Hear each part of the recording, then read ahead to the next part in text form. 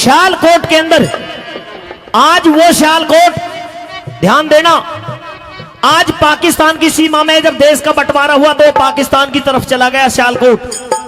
उस सियालकोट का मैं जिक्र कर रहा हूं जहां पर कभी राजा सुलेमान राज किया करते थे। रानी का नाम इंशरादे था।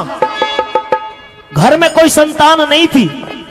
एक बार गुरु गोरखनाथ का आगमन हुआ। गुरु गोरखनाथ उनके राज्य में आए।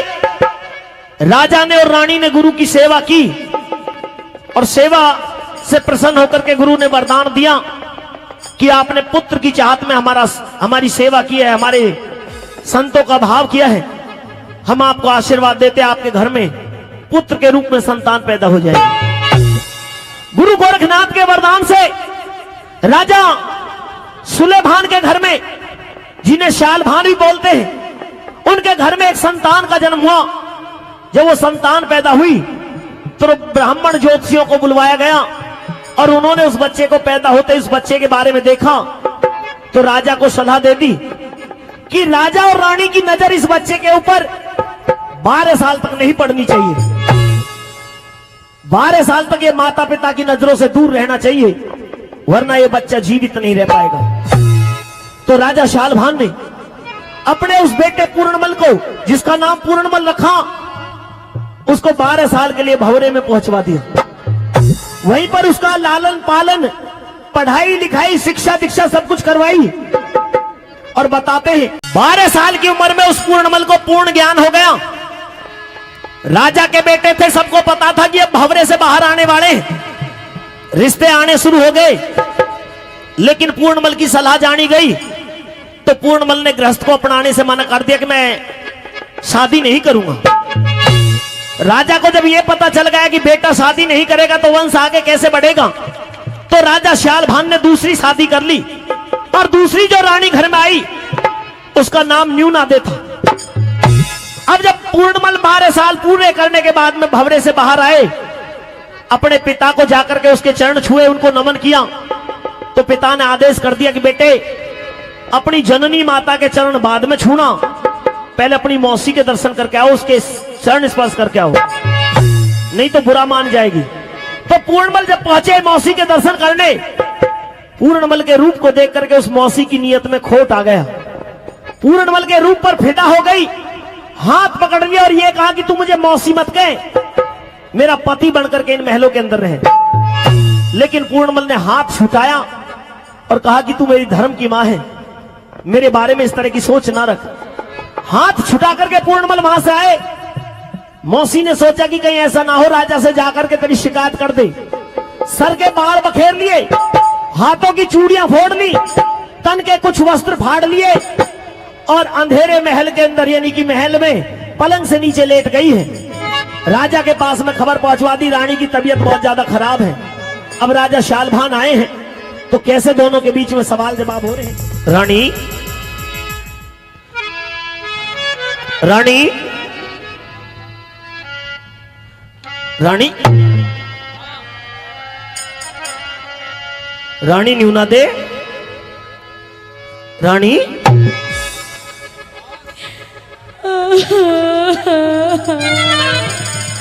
रानी, रानी बात क्या हुई? दूर आ जाइए। तू रो रही है? मैं रो रही हूँ। क्यों? अपने कर्मों को। कर्म? कर्म कैसे बिगड़ गए? तुम्हारी गैर शादी करके मेरे कर्म फूट गए। कर्म फूट गए, भाग फूट गए? दोनों ही फूट गए। दोनों? अच्छा, तो मेरे तो भाग खुल गए तो मैं घर में आते ही। रानी, हाँ, तू नीचे पड़ी है धरती में? और कहाँ पड़ी हूँ बताओ? अब मेरा यही बेड है, बिस्तर है, पलंग है, इस पे लेट। पलंग पे, बेड पे लेटने के लायक नहीं रही अब मैं। क्यों?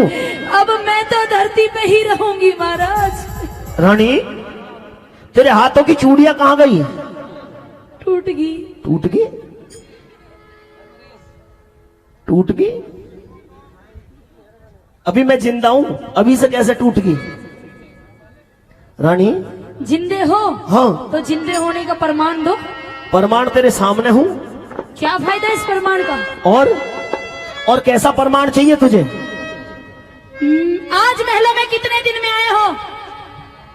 रानी, महलों के अंदर तेरे पास में तो शायद छठा महीना चल रहा है अब, जो जब से आया नहीं हूं। छह महीने पहले आया था। तुम 6 महीने पहले आए थे, फिर मैं आपको जिंदा कैसे मान लूं बताओ? क्यों, फौजी तो एक साल में छुट्टियां में है। कम से कम सबर तो रहे कि फौजी की बिहाई हो, मैं फौजी इतने दिन में छुट्टी आएगा। राजकाज के काम इतने होते हैं, इसलिए उनमें मुझे व्यस्त रहना पड़ता है। रानी, तुझे इसी बात का गिल्ला होगा, इसीलिए तू धरती में लेट गई। 6 महीने में आए, जब भी खंबा पकड़ के खड़ा बैठे हो। खंबा तो मैंने इसलिए पकड़ा है जब उधर तेरे भाग फूट गए, अब तो तुम किधर मेरे गोडे टूट गए। फिर यहाँ क्या करने आए हो जब गोडे टूट गए? रानी, हाँ राजा, तुझे संजीवनी देने के लिए आया हूँ। तू संजीवनी थोड़ी सी खुद खा ले, नहीं, तेरे घुटनों में जान बन जाएगी। बहुत जान है, जब तो मैंने दूसरी करी है। जब तो तेने खंबा पकड़ रखा, जान है। अभी ये पकड़ा कहाँ, देख तेरी त्योर कमजोर हो गया। अब के जापे में तेरा लड्डूनों का जो जुगाड़ तकड़ा रखूंगा। लड्डुओं का? रानी तू चिंता मत कर, बात क्या हुई? लड्डुओं का जुगाड़ तगड़ा जब होगा जब जापे में पड़ूंगी। तू जापे में गिरने लायक है? घुटनों में तो अभी तक खत्म हो गए थे, इसलिए पड़ी है धरती में। और क्या करूं? ना ना ना, अगर तेरी ये चाहत है, मैं तो ये सोच रहा था कि तू अभी ये चाह रही है कि कई साल जो अपना आराम से मौज से रहे, जीवन बिताएं, ओहो, वंश बढ़ाने के लिए संतान है।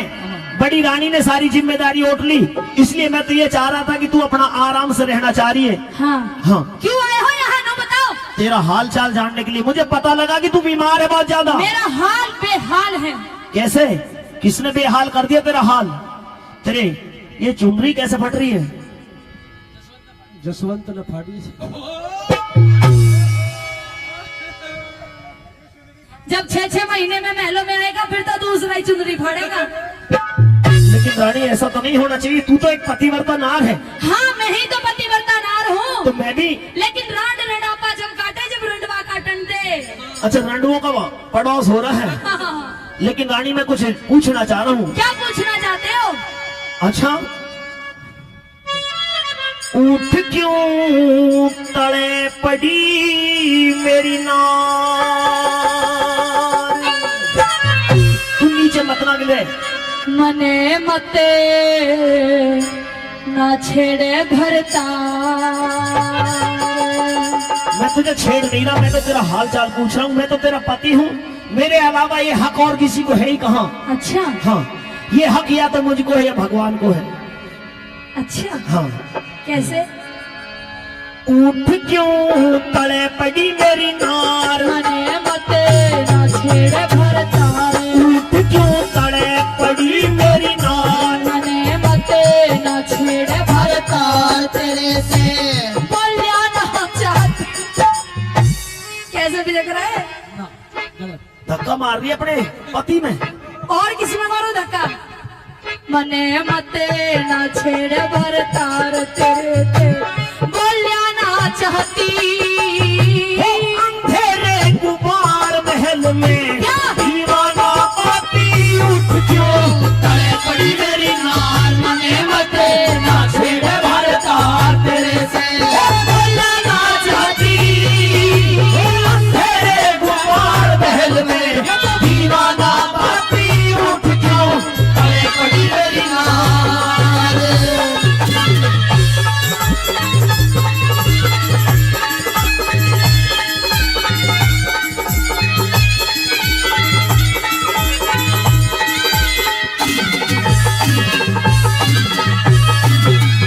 मैं सब जानू थारा पीरों का, यो उल्टा हो मता।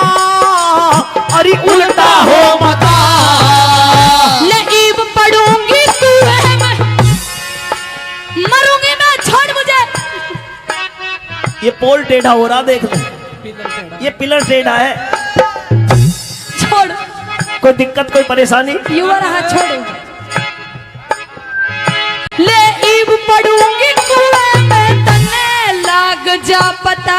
जड़े तने लाग जा पता। मैं सब जानू थारा पीरों का, यो ऐसा हो मता। रानी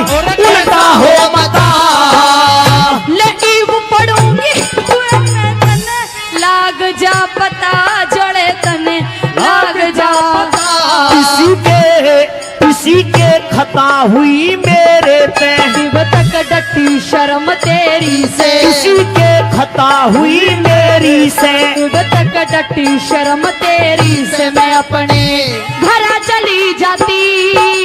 तुझे किसने के कह दिया डांड जो, रो रो टकराती उठ क्यों, तड़े पड़ी मेरी नाल मने मत ना छेड़े भरता तेरे से, बोलिया ना चाहती। इस अंधेरे गुबार महल में दीवाना पाती उठ क्यों, तड़े पड़ी मेरी नाल।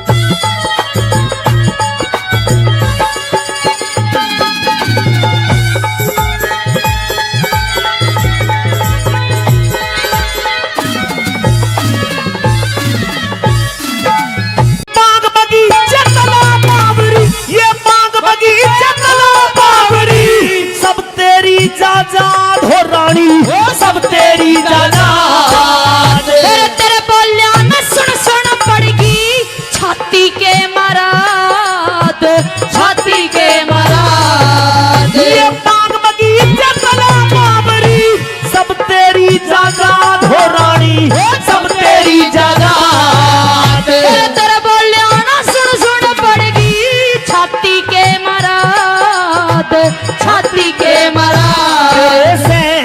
तेरे से बाद कौन प्यारा से, यो घर शहर नगर थारा से, तेरे से बाद कौन प्यारा से, यो घर शहर नगर थारा से। अड़े ना कोई मेरा साथी, चाहे घर में मार ले झूठ बाहर में, क्या? मानस पंचाती उठ क्यों, तड़े पड़ी मेरी नाल मने मत ना छेड़े भरता तेरे से, बोलिया ना चाहती।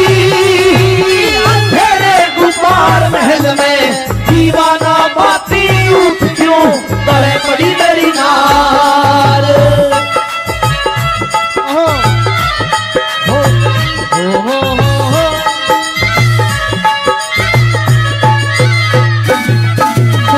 तुम्हारी नजर क्या से क्या हो गई, तुम्हारी नजर क्यों खता हो गई, खता बख्श दो जो खता हो गई, हमारा इरादा तो कुछ भी न था, तुम्हारी खता खुद सजा हो गई।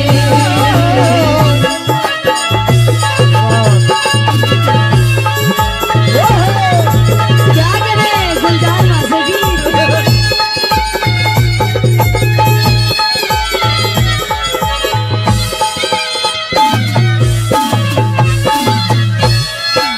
हो न्यारे न्यारा बैठ के दो बांदर से घिर के, हो रानी बांदर से घिर के, न्योते में बिछाड़ू यो पेंडा, छुट्टेगा मर के यो पेंडा, छुट्टेगा मर के। हो न्यारे न्यारा बैठ के दो बांदर से घिर के, दो बांदर से घिर के, न्योते में बिछाड़ू यो पेंडा, छुट्टेगा मर के यो पेंडा, छुट्टेगा मर के।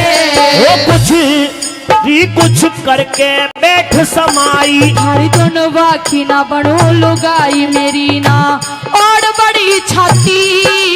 ओ हाथ लगा के देख लिए यहाँ सीढ़ियाँ ताती उठ क्यों, तड़े पड़ी मेरी नाल मत ना छेड़े भरता तेरे से, बोलिया ना चाहती।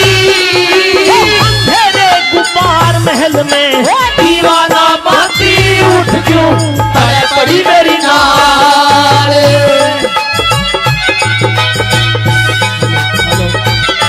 ये क्या बात है, ओ नरेश, ये क्या बात है।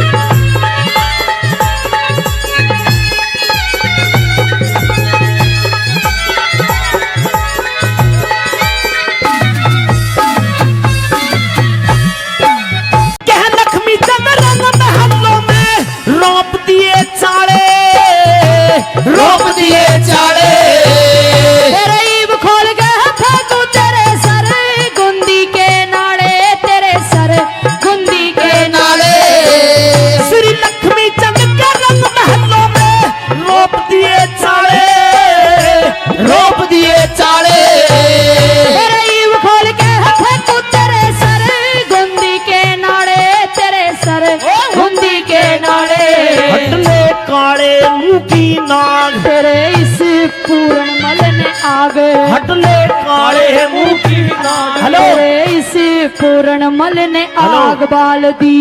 ये मेरा खून है, ये ऐसा नहीं कर सकता। मैं ऐसा कर सकती हूँ? कर तो तुम भी ऐसा नहीं सकती। फिर पर मुझे ये अचंबा हो रहा कि मेरी संतान, जिसको अपनी धर्म की मां को तो अपनी जननी मां से भी बढ़कर के मानना चाहिए था, उसने तेरे प्रति ऐसी नियत कर ली। यकीन नहीं हो रहा। तेरे इस पूर्ण मल ने आग बाल दी, गैर के पाती इस भगत के दोस्त धरे तू, पाप रूप घाती क्यों गले पड़ी मेरी नाग